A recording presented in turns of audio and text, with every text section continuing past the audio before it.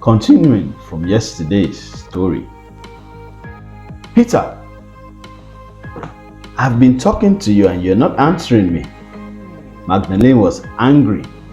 Peter had been ignoring her for too long now. Peter slowly turned around, looked at her, turned back, and continued to walk into the children's room. Now this was the last straw. Magdalene could not take it anymore. She walked into her room and started to pack a bag. From the children's room, Peter could hear the clattering in his own room, and he was wondering what all the noise was about.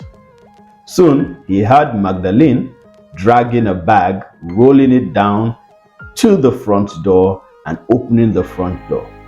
Magdalene stood there with tears rolling down her eyes. Will this man actually allow her to just leave the house like that, she thought? That would be so callous. She continued to walk out of the house towards the car. She got to the car, opened the boot, and started to load her things into the boot. Won't he come and stop me, she thought again. But then, not wanting to go back on her own decision, she continued into the car, sat, put on the ignition, and he still wasn't coming. She drove out of the house into the night. Meanwhile, Peter was still in his children's room and he thought to himself, this woman is not serious. You mean after upsetting me, this woman wants to leave? He was sitting on his son's bed, palms clenched together, elbows on his knees.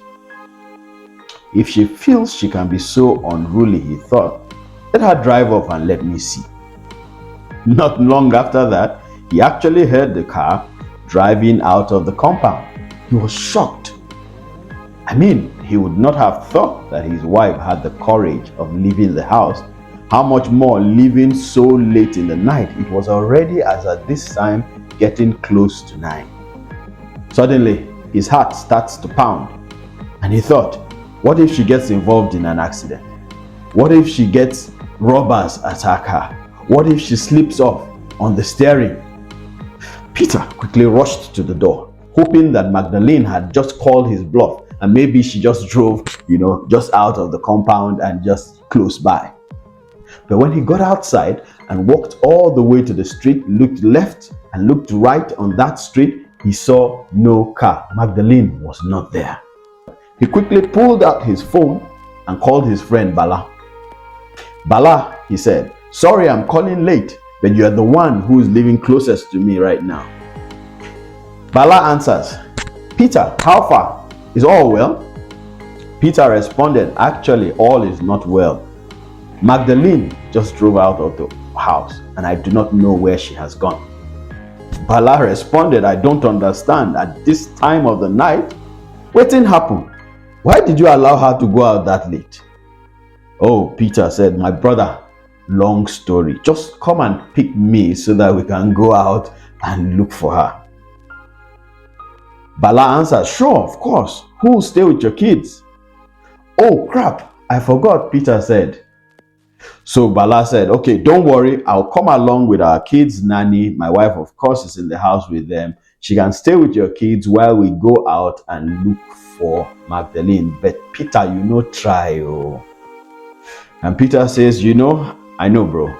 I guess I was stupid. Please, come quickly.